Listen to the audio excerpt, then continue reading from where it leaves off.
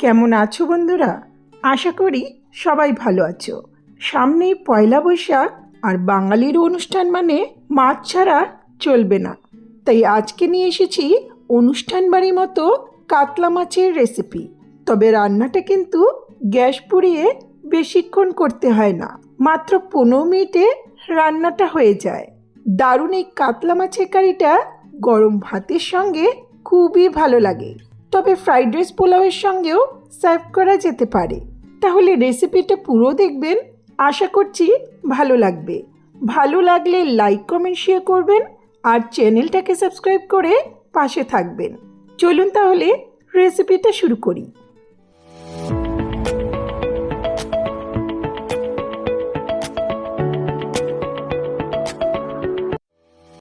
সবার প্রথমে এখানে আমি 7-8 পিস কাতলা মাছ নিয়েছি। পরিমাণটা একটু আন্দাজ করে নিতে পারেন।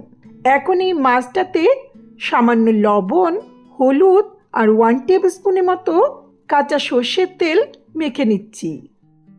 কাঁচা তেল মেখে নিলে মাছগুলো ভাজার সময় তেলটা ছিটবে না। বড় কাতলা মাছ দিয়ে রান্নাটা ভালো হয়, তবে কাতলা মাছ ছাড়াও রুই বা অন্য কোনো বড় মাছ দিয়ে ঠিক একই পদ্ধতিতে রান্নাটা করতে পারেন।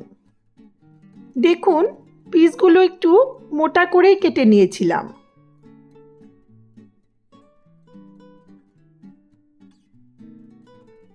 মাছটা আগেই ম্যারিনেট করে নিলাম। এটা একপাশে রেখে চলে যাচ্ছি নেক্সট প্রিপারেশনে। এখানে একটা ব্লেন্ডিং জার নিয়েছি। এতে দিচ্ছি একটা বড় সাইজের স্লাইস করা পেঁয়াজ, 6-7টা কাজু বাদাম, 2 টেবিল স্পুনের মতো মগজদানা, 3 ইঞ্চি আদা আর 8-10 টুকরো রসুনের কোয়া। এতে দিচ্ছি 3-4 টেবিল স্পুনের মতো টক দই। টক দই দিলে পেঁয়াজ রসুনের কাঁচা গন্ধটা চলে যায় আর রান্নার মধ্যেও একটা ক্রিমি ভাব আসে। বেশ কয়েকটা কাঁচা পাকা লঙ্কা দিচ্ছি। ঝালটা অবশ্যই নিজেদের পছন্দ মতো দেবেন। এর একটা মিহি পেস্ট বানিয়ে নেব।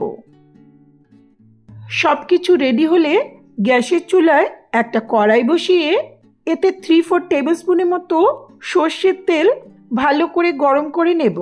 চাইলে সাদা তেলেও রান্নাটা করা যাবে। তেলটা হাই ফ্লেমে গরম করার পর ফ্লেমটাকে লোতে রেখে এখন মাছের পিসগুলো দিয়ে দিচ্ছি।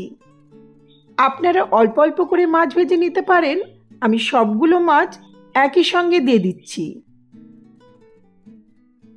হাই ফ্লেমে মোট 3-4 মিনিটের মতো মাছটাকে দুপাশ থেকে ভেজে নিচ্ছি। মাছ খুব কড়া করে ভাজার প্রয়োজন নেই। এখানে একেবারে জ্যান্ত মাছ সঙ্গে সঙ্গে কেটেই রান্না করছি, তাই মাছগুলো ভাজার সময় একটু কুকড়ে গেছে। মাছগুলো ভাজা হলে এগুলো তুলে নিচ্ছি। দেখুন, পিসগুলো কেমন কুকড়ে আছে। তবে আপনারা চাইলে জ্যান্ত মাছ কেটে নেওয়ার পর ম্যারিনেট করে আধ ঘন্টা ফ্রিজে রাখতে পারেন। এতে মাছগুলো ভাজার সময় এভাবে কুকড়ে যাবে না। এই রান্নায় আলু বা কোনো রকম সবজি ব্যবহার করছি না, তাই রান্নাটা করতে খুব একটা বেশি সময় লাগবে না। কড়াইয়ের অবশিষ্ট তেলে এখন ফোড়ন দিচ্ছি। 1/2 টিস্পুন গোটা জিরে, একটা শুকনো লঙ্কা, 3টে ফাটানো এলাচ, 2 ইঞ্চি দারচিনি, 3-4টে লবঙ্গ আর 2টো তেজপাতা। ফোড়নটাকে কয়েক সেকেন্ড ভেজে নেব। ফোড়ন ভাজার সুন্দর গন্ধ বেরোলে গ্যাসের ফ্লেমটা একেবারে লোতে রেখে অথবা বন্ধ করে তেলের টেম্পারেচারটা একটু কম হলে এতে গুঁড়ো মশলা অ্যাড করছি। 1 টিস্পুন করে কাশ্মীরি লঙ্কার গুঁড়ো, হলুদ গুঁড়ো, জিরের গুঁড়ো আর 1/2 টিস্পুন ধনের গুঁড়ো। খেয়াল রাখতে হবে মশলাটা যাতে পুড়ে না যায়। তেলের মধ্যে একটু নেড়ে নিয়ে সঙ্গে সঙ্গে যে পেস্টটা বানিয়েছিলাম সেটা দিয়ে দিচ্ছি। পেস্টটা দিয়ে খুব ভালো করে নেড়ে নেব। কাজু বাদাম দিলে রান্নার স্বাদটা ভালো হয়, তবে কাজু বাদামের পরিবর্তে পোস্ত বা শুধুমাত্র মগজদানা দিয়ে রান্নাটা করতে পারেন। ভালো করে কেচে দিয়ে দিচ্ছি। এ মুহূর্তে আর জল দিচ্ছি না।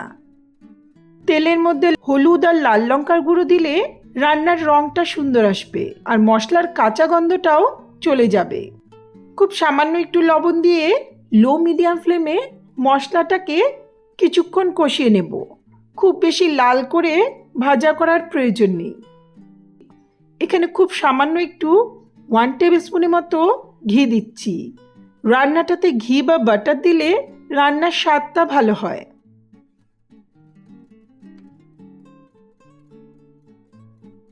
দেখুন 2-3 মিনিটের মধ্যেই মশলাটা কষানো হয়েছে। এর চেয়ে বেশি ভাজা করার প্রয়োজন নেই। এখন এতে ব্লেন্ডিং জারটা ধুয়ে প্রয়োজন মতো উষ্ণ জল দিচ্ছি। আমি জলটা একটু বেশি দিচ্ছি কারণ কাজু আর মগজদানা দেওয়াতে রান্নার পর ঝোলটা একটু ঠান্ডা হলে বেশ ঘন হয়ে যায়। খুব ভালো করে মিশিয়ে নিচ্ছি।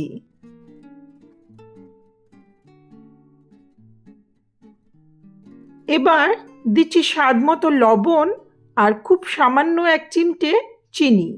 যেহেতু দইয়ের ব্যবহার করেছি তাই সামান্য একটু চিনি দিলে টেস্টটা ব্যালেন্স হবে।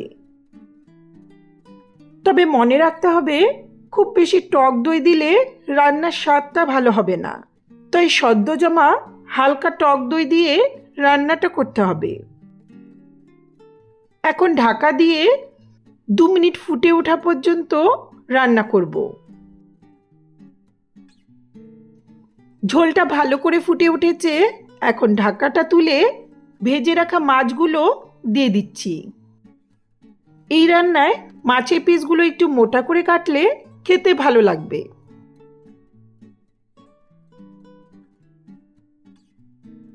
মাছগুলো দেওয়ার পর 3-4 মিনিটের মতো ঝোলের সঙ্গে ফুটিয়ে নেব। খুব বেশি রান্না করার প্রয়োজন নেই। ইচ্ছে হলে এই সময় একটু ঢাকা দিয়ে রান্নাটা করতে পারেন।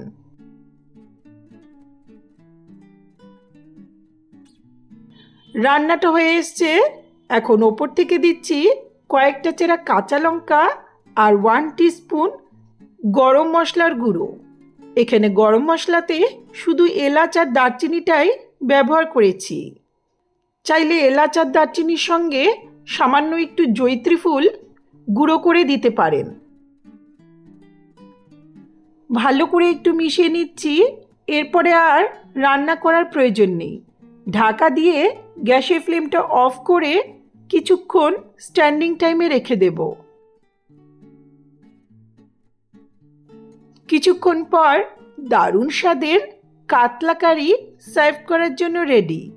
দেখুন গ্রেভির কনসিস্টেন্সিটা এখন একটু পাতলা মনে হলেও একটু ঠান্ডা হতেই এটা অনেকটাই ঘন হয়ে যাবে। খুব সহজ আর কম সময় ঝটপট বানিয়ে নেওয়ার মতো দারুণ একটি রান্না। এই কাতলা মাছের পদটি গরম ভাতের সঙ্গে অসাধারণ লাগে। এছাড়াও ফ্রাইড রাইস পোলাওয়ের সঙ্গে এটা সার্ভ করা যেতে পারে। তাহলে কেমন লাগলো আজকের এই রেসিপি? ভালো লাগলে অবশ্যই লাইক, কমেন্ট, শেয়ার করবেন। চ্যানেলটাকে সাবস্ক্রাইব করে পাশে থাকা বেল আইকনটা অবশ্যই প্রেস করবেন যাতে আমার ভিডিওর নোটিফিকেশনগুলি আপনাদের কাছে সহজেই পৌঁছে যায়। ধন্যবাদ।